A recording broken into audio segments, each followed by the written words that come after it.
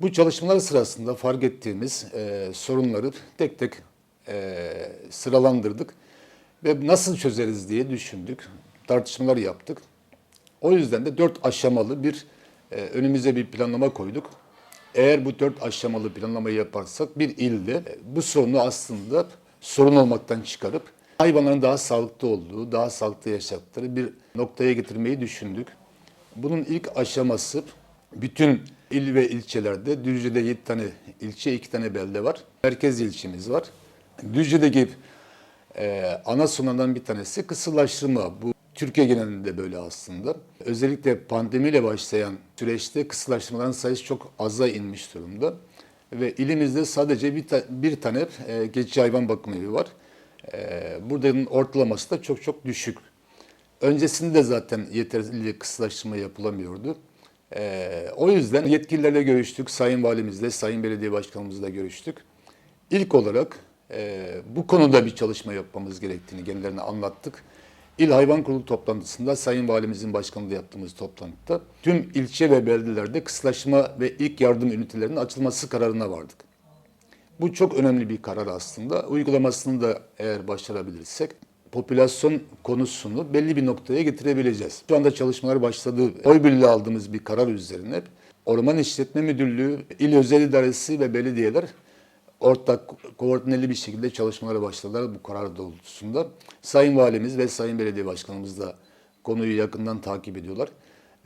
Bu şekilde bir çalışmamız oldu, bu kararı aldık. Umarız bu karar tüm diğer illere de örnek olur. İkinci düşündüğümüz şey şuydu aslında.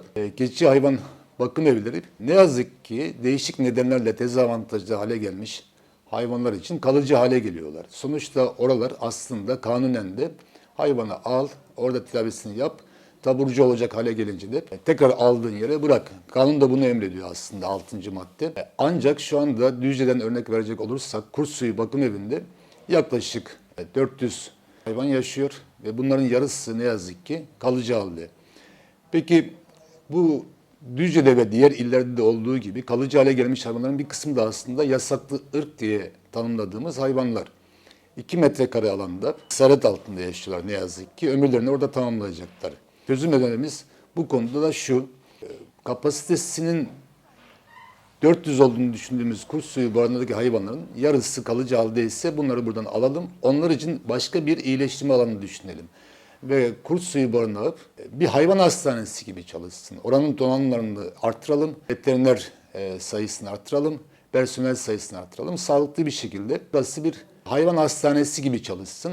Tüm bu ilçe ve beldelerde yaptırmayı düşündüğümüz kısıtlaştırma ve ilk yardım ünitelerine gelen hayvanların oraya aktarılması, tedavilerin yapılması, tekrar alındığı yere bırakılması mantığıyla hareket etmek lazım.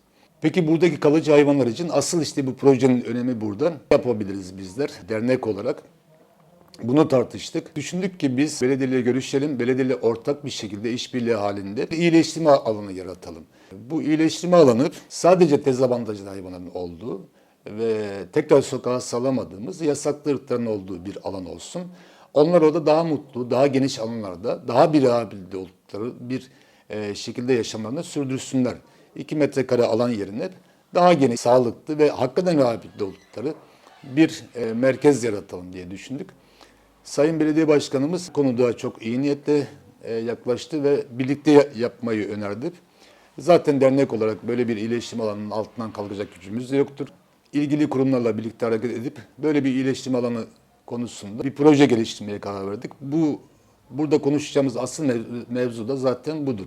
Bu iyileştirme alanında tamamen dezavantajlı insanla veya trafikte insan etkeniyle dezavantajlı hale gelmiş hayvanların rehabilitasyonu yapılacak. Dernek olarak bu konuda bir çalışma sürdüreceğiz. Umarız başarılı oluruz.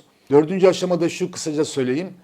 Sağlıklı hayvanların şehrin diğer yerlerinde yaşayacakları bir alana ihtiyaçları var. Bizim hani gördüğümüz, sevdiğimiz, mama verdiğimiz, başını okşadığımız hayvanlar bizim peşimizden geliyorlar. Mahalle işlerinde, site işlerinde, şehrin 40-50 yerine değişik yerlerinde hayvanların barınabilecekleri, sağlıklı hayvanların da barınabilecekleri kulübeler inşa etmek. Yani dörtlü beşli gruplar halinde düşünün. bitişik nizam kulübeleri şehrin 50 yerine yerleştirmek. Bu biraz sitenin tam göbeğini değil de işte 100 metre gerisine veya da 200 metre uygun bir alana koymak ve orada barınmalarını sağlamak bu hayvanların. O hayvanlar zaten yine özgür olacaklar. Mahalle içlerinde yine gezecekler ama karda, kışta, kıyamette sığınacakları kulübelerin olduğu yerde bilecekler. Hayvan siteler de yalnızca orada onlara işte mama verecekler, su verecekler. Yani orası barınma, beslenme odağı olacak aslında bir noktada. Bu çalışmaları yaparken yasama izleme delegasyonunu yakından takip ettik. Onların mecliste yürüttüğü çalışmaları yakından takip ettik. Hayvanlar Adalet Derneği'nin çalışmalarını da yakından takip ediyoruz. Bakanlıktan isteğimiz şu, uygulama yönetmelikleri çıkarken mevcut yasanın eksiklerini tamamlayabilmek için yine yasama izleme delegasyonu ve Hayvanlar Adalet Derneği'nin ve benzer derneklerden bizlerden görüş almaları. Bunu çok önemsiyoruz. Eğer bu yapılmazsa sağlıklı bir çözüm bulmuş olmuyoruz. Ricamız odur bakanlıktan. Uygulama yönetmelikleri çıkmadan önce mutlaka derneklerle ilgili federasyonlarla, delegasyonlarla görüş alışverişinde bulunsunlar ve sağlıklı bir çözüm noktasında buluşup bunu uygulayalım.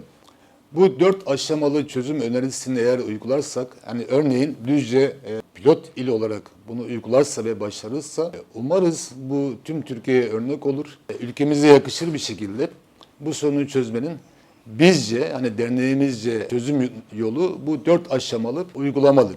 Eğer bunu başarabilirsek iyi bir örnek oluşturmuş oluruz. Bu hayvanların mağdur hale gelmesi bizler yüzünden oluyor. Trafikte oluyor, başka yerde oluyor ama bizler yüzünden oluyor. O yüzden dezavantajlı hale geliyorlar. Ve bizim onlara bir borcumuz var. O borcu ödemek zorundayız.